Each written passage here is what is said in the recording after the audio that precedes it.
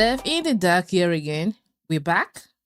Happy New Year. I hope you guys had an amazing holiday because I did. I did. It was a nice break, to refresh, have fun with friends and family. So, as a welcome video, what we're going to be doing today is a password generator in Python. And this is the second project we talked about in our Python project series. So, if you missed the first one, which is the number guessing game, let's check it out. Check it out. So this password generator is very, very simple, super simple, and it's very, very powerful. Simple and powerful. No, it's called small and mighty, basically. It's powerful in the sense that it creates strong and random password.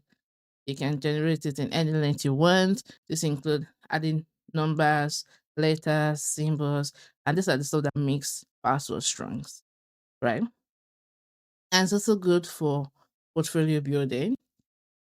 At the end of this tutorial, you will learn what the string mode is all about, the random module, function, list comprehension, and getting user in.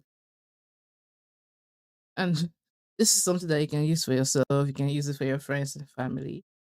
Oh, I need a password. I don't know how to do that. I don't know what starting your password. Oh, use my app. The password. So let's build it. But before we code, I'd like to show you the end product of what we are building. It's good to have an idea of what you are building. Have an idea. Okay, this is what I want to be. You know, before actually building. So stay tuned. So I already have my code ready, so I'm going to run that password, and it's going to ask me for the length. So right 12. As you can see, if you count this should give you 12. This should give you 12 letters. So let's rerun it again. I want to rerun it.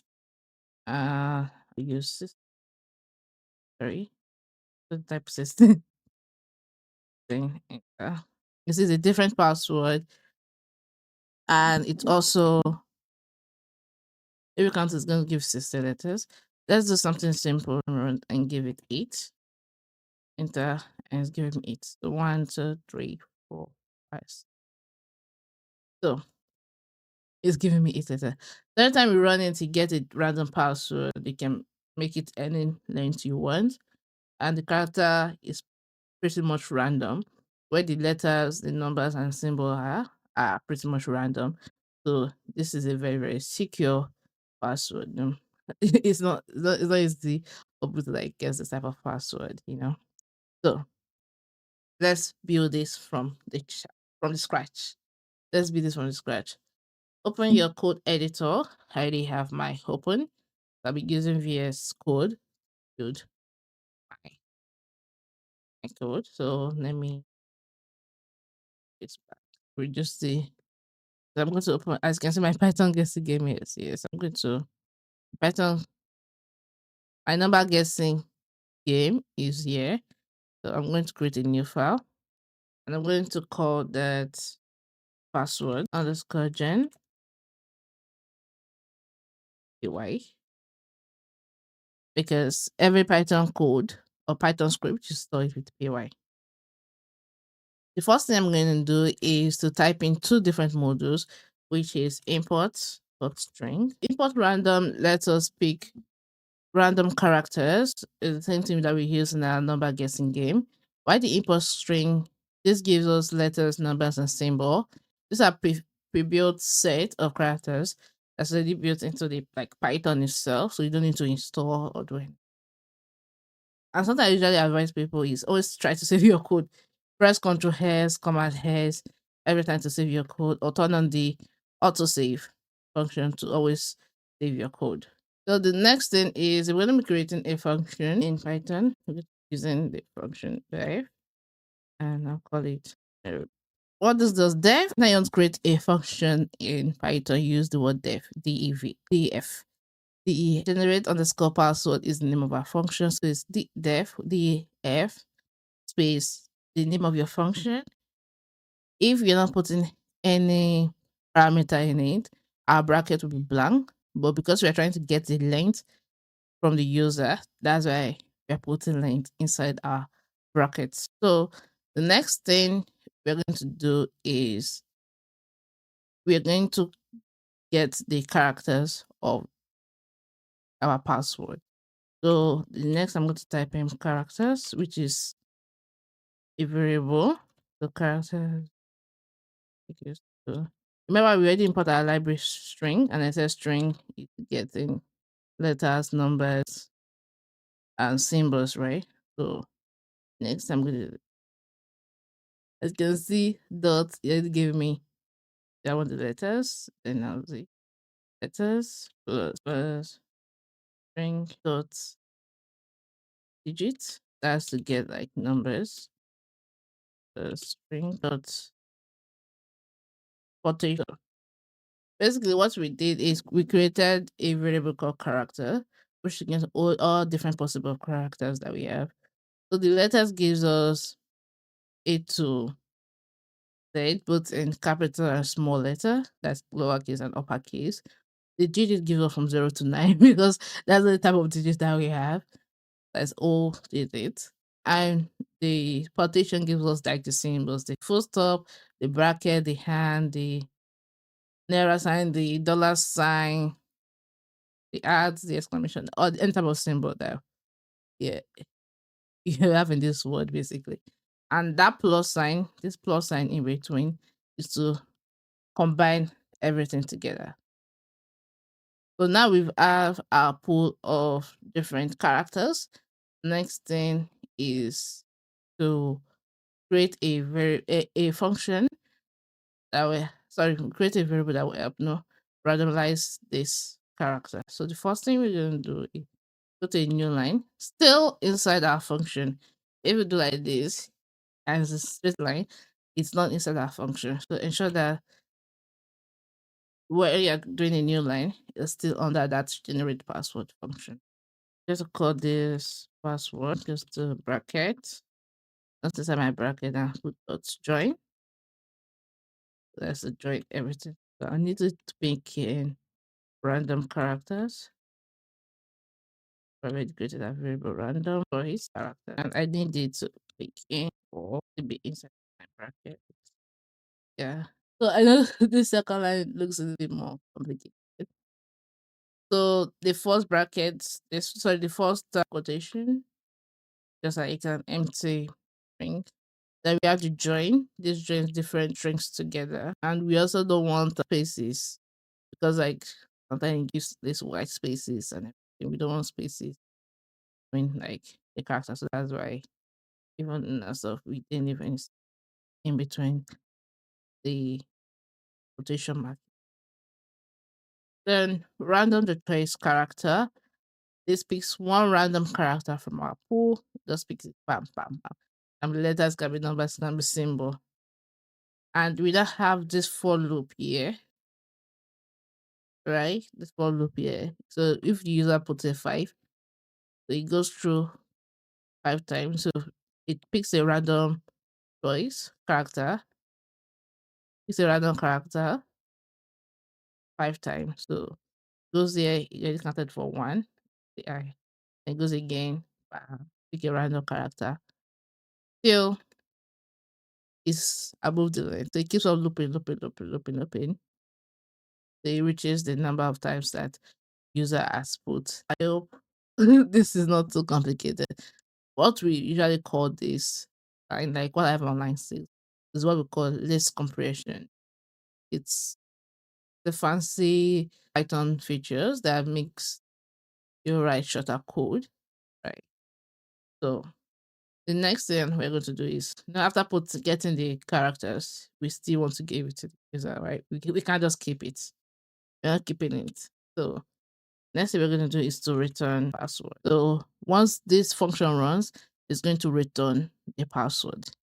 It's like giving it an input, the output will be the password. It sends the password back to whoever calls the function or where we call the function. So now it's time to actually call our function and stuff. So let's do that. So outside the function, as you can see, my line is starting right on the edge. It's not inside this I'll generate password. I'm going to call the function called length. So I'm asking the user for an input on line 9, length int input. So this input password length is me asking the user like, what is the length of your password?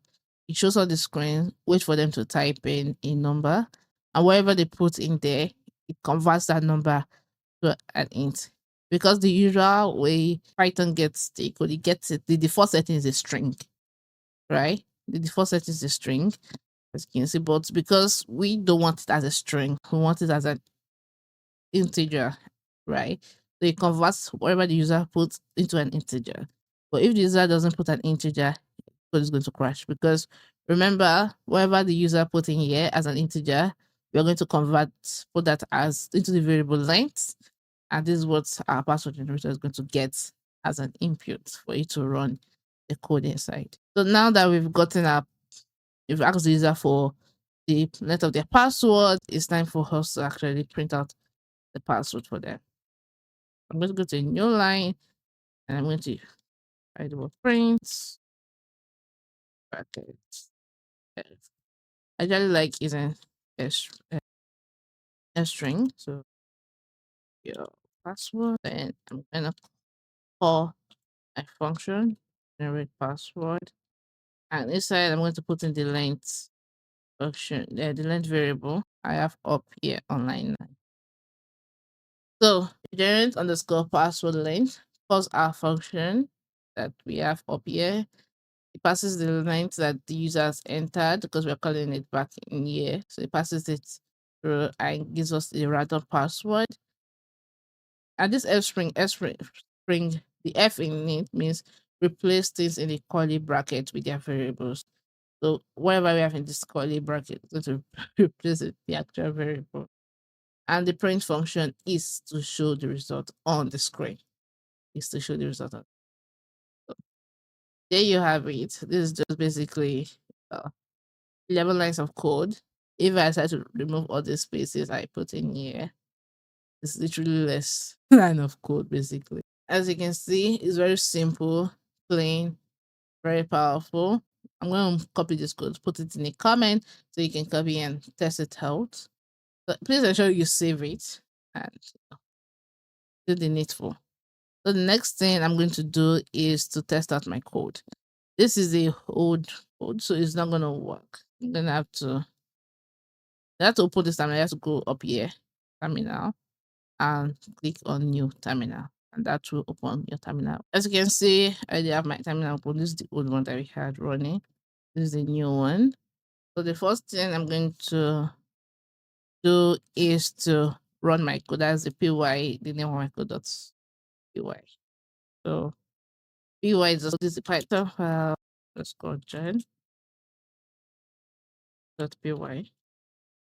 That should run my code. So if I give the line 7, it gives me 7. We will count this 3, 4, 5, 6, 7.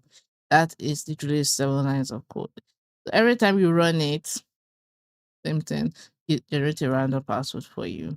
So this is actually a tool that is very, very useful to you, both personal, to your friends, to your family, to everyone around you.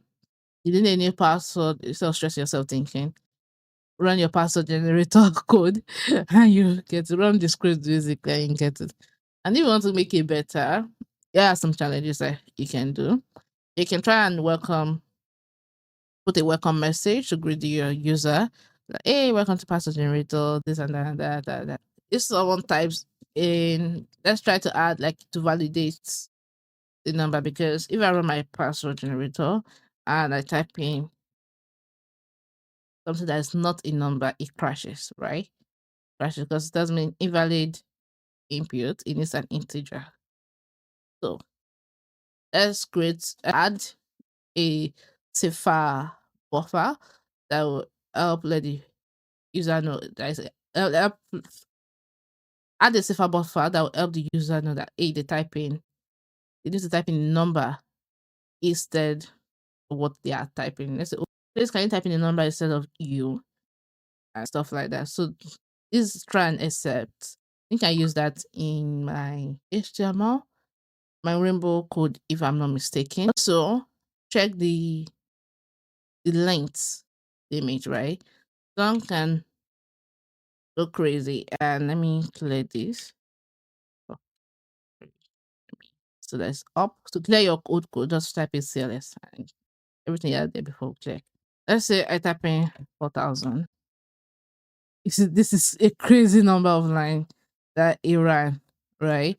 But necessarily nobody is remembering 4,000. Nobody actually needs 4,000 lines of 4,000 characters of password, right? Actually, it's not that I'm aware of. So put in one that, okay, in case I type in that big word, is like, hey, safety remembers this and that. This is actually a pass. Your length doesn't pass this. That's it. I'll say about 32 there about to be a good length for a good password. It can be less than. It can be less than. But actually shouldn't pass 32 basically. That's this. So it's easy to remember and all of that. Also make it easier in case like you have a user that wants to generate multiple passwords for different stuff, right? They can also ask it, oh, how many passwords do you want to generate? What are the length of the password you want to generate? So it gives them the numbers, right? Also let them choose, okay, do you want symbols in your password or do you don't want symbols in your password? And also try to save it in a file. I know I'm still gonna do. You can have a Python project that has to do with files, right? You can check the preview of my Python series. So kind of like, oh, you know what? Should I save this in a text file for you so that they can always come back with it? Because once this is closed, can't be the same password again, right? It's random. So ask them, okay, do you want me to save this stuff in a file so that it's something that they can go back and review later? No, that always make it better. But these are some of the few challenges that I'll leave you guys to do in terms of the password generator. So also, you just built our password generator. We've learned what string mode is all about. That's the accelerators, the DJs, the potentials, which are the symbols. We have more understanding about random modules, functions, and parameters, this comprehension, which is one fancy. They have also one line that we have the if and everything in it. We learned about F strings for output. We learned about user input. Next is I might create a more advanced version of this password generator before we do our next Python project, which will be the to-do list. So it's possible for us to do the advanced version of password generator, then to-do list, or we do the to-do list, then the advanced Python generator. If you have any question, drop them below. I'll try my best to reply to everyone. Again, welcome to 2026. This is your year to become a developer. Once again, I'm definitely that. Keep coding, keep building. See you next Friday. Bye.